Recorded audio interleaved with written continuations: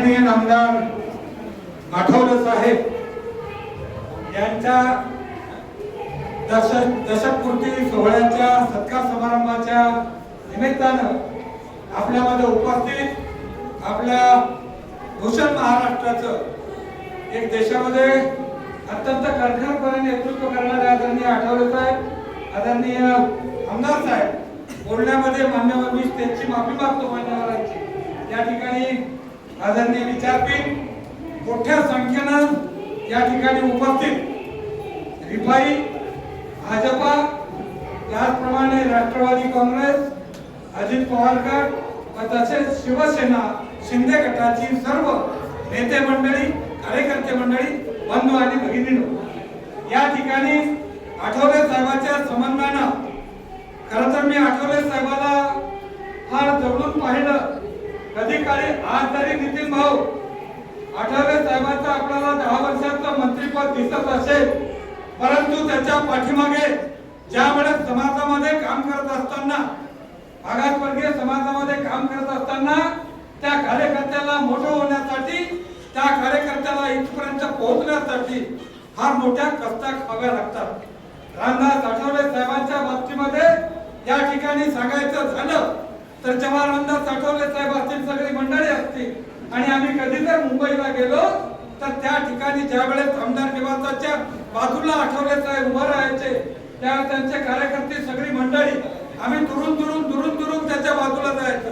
ते कधी कार्यकर्त्याबरोबर हॉटेलमध्ये गेले, कॅन्टीन मध्ये गेले तर आम्ही त्याच्या पाठीमागे जाऊन त्या ठिकाणी काय बोलतात हे त्या ठिकाणी ऐकायचं। आठवले साहेबांचं ज्या ठिकाणी समाजावर अन्याय, अत्याचार किंवा कुठल्या गोष्टी झाल्या त्या अवस्थेमध्ये त्या ठिकाणी संपूर्ण महाराष्ट्रभर उपाशी तापाशी होण्याचं काम या ठिकाणी आठवले साहेबांनी त्या अगोदर केलं।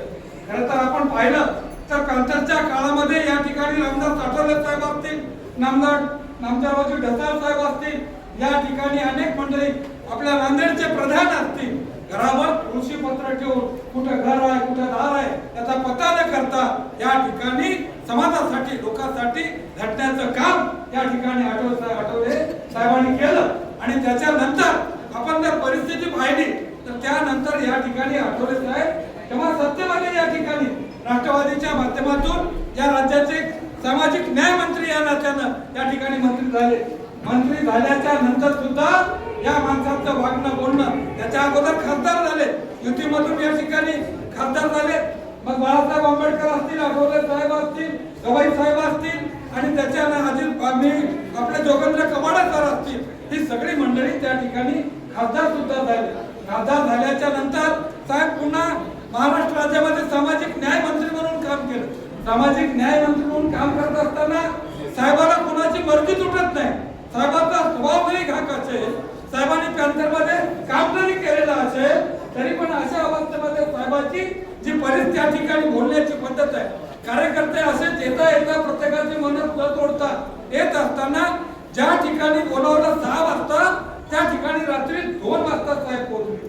2 वाजता पोहोचल्याच्या नंतर ही पोलीस मंडळी जी बंदोबस्ताला त्यांच्या सोबत होती, त्यांना साहेबांनी सांगितलं मला कोणी काही करत नाही, तुम्ही तुमच्या घरी तुम्ही थोडे झोपा, तुम्ही बाजूला जा, मी यांच्यासोबत 4 वाजेपर्यंत रेस्ट हाऊसच्या हिरवळीवर त्या ठिकाणी ग्राउंड मध्ये बोलत कार्यकर्त्यांच्या सोबत त्या ठिकाणी साहेबांनी काम केलं। एक अशा प्रकारचं या ठिकाणी सामान्य माणसासाठी कधी काळी पुण्या ठिकाणी दंगा धोपा झाला, काही झालं, खिशात पैसे असतील पैसे नसतील त्याचा विचार नाही केला, जर कुठल्या माणसाकडून या ठिकाणी पैसे घ्यायचे नाही घ्यायचे आणि त्या ठिकाणी रेल्वेने बसून व्यक्तीने बसून त्या ठिकाणी त्या लोकांना न्याय देण्यासाठी या पद्धतीनं साहेबांनी काम केलेलं आहे। त्याच्यानंतर सामाजिक या ठिकाणी केंद्रामध्ये सुद्धा या ठिकाणी गेल्या 10 वर्षापासून या ठिकाणी सामाजिक न्याय मंत्री म्हणून साहेबांचं काम आहे। रात्रंदिवस या ठिकाणी फिरण्याचं, संपूर्ण देशभर फिरण्याचं काम या ठिकाणी केलं।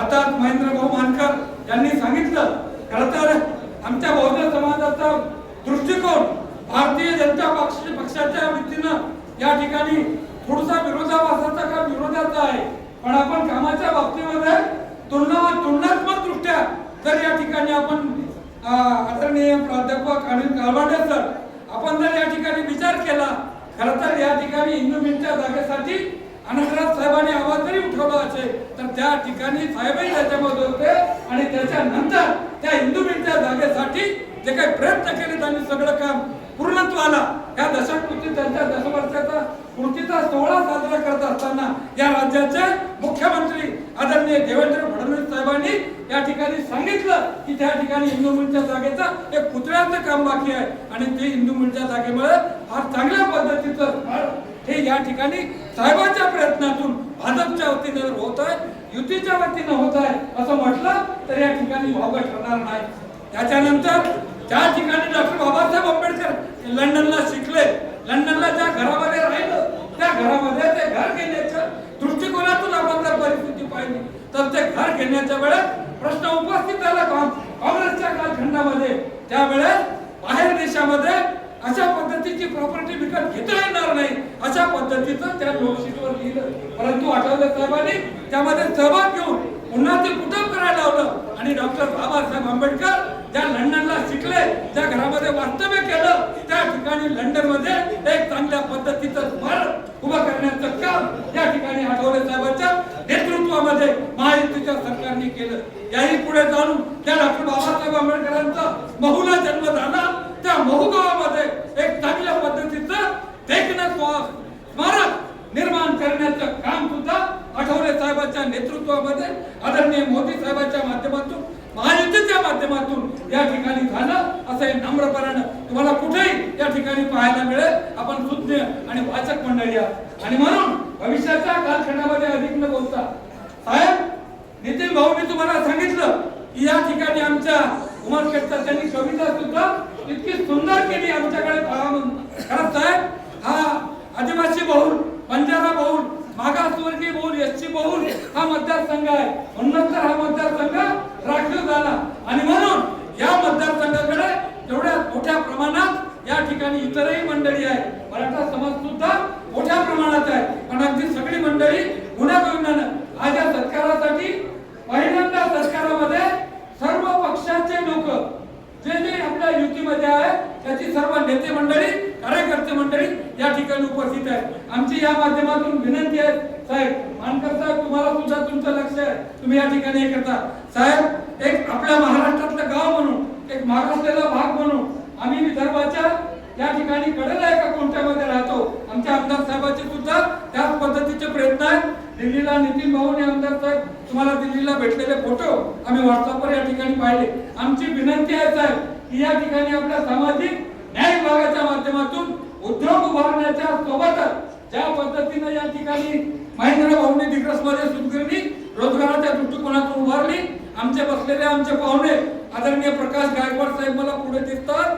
माहूरमध्ये तिथं प्रकाश गायकवाड म्हणून आहेत, ते सुद्धा माहूरला सुतगिरणी या ठिकाणी उभी करत आहेत, ते प्रकाश गायकवाड आहेत. त्याच्यानंतर आमची एक विनंती आहे आमदार साहेब, आम्ही सगळी मंडळी महायुतीची आम्ही प्रयत्न करू एक उद्योग आणि सोबतच मागास दलित वस्तीचा जो निधी आहे या ठिकाणी आपल्या समाजाच्या पहिल्या महेंद्र भाऊ तुम्हाला विनंती करतो की या उमरखेड महागाव विधानसभा मतदारसंघात जे 6 जिल्हा परिषद इथं 6 आहेत आणि 4-5 महागावला आहे, त्या 5 मतदारसंघामध्ये या ठिकाणी एक 2-2 कोटीचं समाज मंदिर या ठिकाणी होणं हे नितांत गरजेचं आहे. आपल्या समाजाच्या दृष्टिकोनातून आपल्या ठिकाणी त्या ठिकाणी माणसाचे लग्न कार्य होतील त्या दृष्टिकोनातून लक्ष देणं गरजेचं आहे. साहेब आज या ठिकाणी आमच्या बाजूला कदाचित ती मंडळी निवेदन घेऊन आले असतील.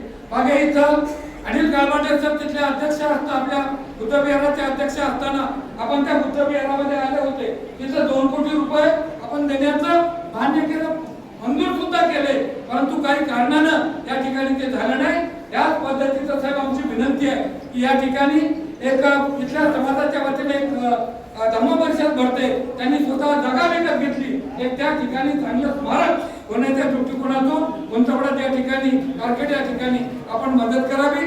सोबतच दुसरे 2-3 गावाचे आम्ही तुमच्याकडे अर्ज दिलेले आहेत. त्या ठिकाणी दलित वस्तीमध्ये मोठ्या प्रमाणात या ठिकाणी निधी देऊन आमच्या भागाचा विकास नितीन भाऊंना आमच्याकडे पहा विकासाच्या संबंधाने आपण जे बोलले त्या दृष्टिकोनातून तुमचं लक्ष द्यायचं आहे. सामान्य माणसाला भेटणारा माणूस, लहानातला लहान माणूस, गरीब माणसाला बोलणारा माणूस, आता नितीन भाऊने सांगितलं रात्रंदिवस काम करणारा माणूस, अवरात्र झटणारा माणूस, अशा पद्धतीचं साहेबांचं नेतृत्व आहे. आमचं आपणाला उदंड आयुष्य म्हणून सेवा आपल्या हातून घडावी अशा आशयाची भावना व्यक्त करतो आणि थांबतो. धन्यवाद. धन्यवाद साहेब.